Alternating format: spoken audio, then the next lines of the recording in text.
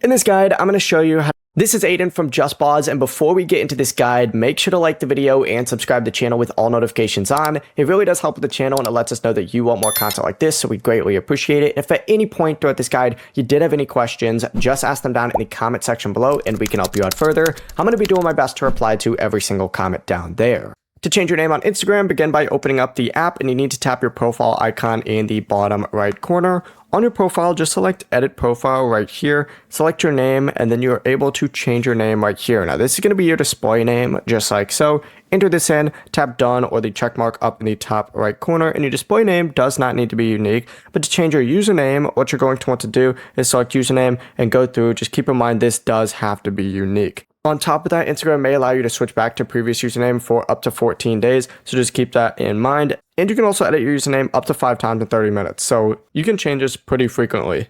Before you do leave, make sure to like the video and subscribe to the channel with all notifications on. It really does help with the channel, and it lets us know that you want more content like this. We'd greatly appreciate it, and if at any point throughout this guide you did have any questions, just ask them down in the comment section below, and we can help you out further. I'm going to be doing my best to reply to every single comment down there. Peace.